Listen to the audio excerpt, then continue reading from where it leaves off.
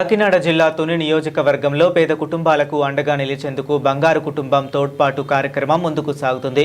ముఖ్యమంత్రి నారా చంద్రబాబు నాయుడు, మంత్రి నారా లోకేష్, మాజీ మంత్రి యనమల రామకృష్ణుడు, ఎమ్మెల్యే యనమల దివ్య సహకారంతో ఈ కార్యక్రమాన్ని కొనసాగిస్తున్నామని ఒంటిమామిడి మాజీ సర్పంచ్ అంగులూరు సుధాకర్ తెలిపారు. P4లో భాగంగా ఒంటిమామిడి పంచాయతీలో ప్రతి నెల 5 పేద కుటుంబాలను ఎంపిక చేసి నిత్యావసర సరుకులు అందిస్తున్నామని చెప్పారు. ఆర్థికంగా, సామాజికంగా, మానసికంగా ఆయా కుటుంబాలకు అండగా నిలుస్తున్నామని తెలిపారు. మాజీ మంత్రి యనమల రామకృష్ణుడు, ఎమ్మెల్యే యనమల దివ్య అడుగుజాడల్లో నడుస్తూ పార్టీ, ప్రభుత్వానికి ప్రజలను మరింత చేరువ చేసే విధంగా సేవా కార్యక్రమాలు కొనసాగిస్తున్నామని మాజీ సర్పంచ్ అంగులూరు సుధాకర్ పేర్కొన్నారు.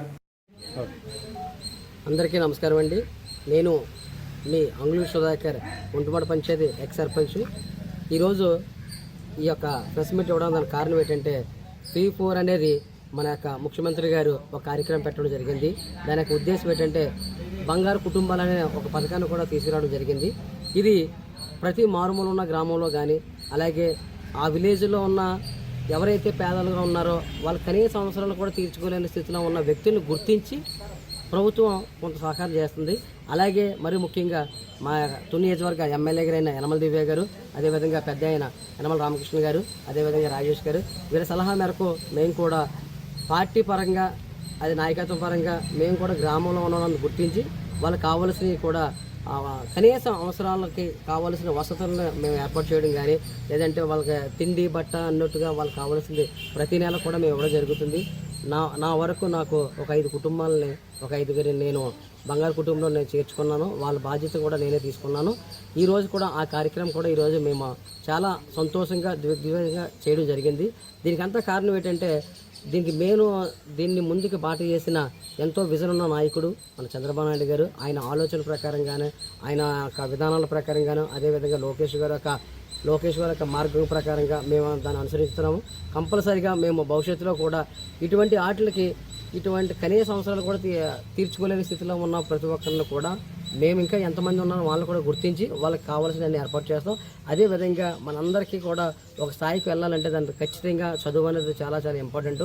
అలాగే చదువుకునే పిల్లలు ఎవరైనా వాళ్ళ ఫీజు కట్టలేని పరిస్థితిలో ఉన్నా, లేకపోతే వాళ్ళ కనీసం బుక్స్ కొనుక్కోలేని పరిస్థితిలో ఉన్నా, వాళ్ళు బాగా చదువుతానని ఎవరైనా ఉండుంటే వాళ్ళు కూడా మేము వాళ్ళకి కావాల్సిన అన్ని బుక్స్ కానీ, వాళ్ళకి కావాల్సిన ఫీజులు కూడా మేము చెల్లించడానికి కూడా మా పార్టీ కూడా ఎప్పుడూ వెన్నంటూ ఉంటుంది. ఎందుకంటే యనమల రామకృష్ణ గారు మాకు స్పెసిఫిక్గా చదువు పట్ల చాలా విషయాలు చెప్పారు.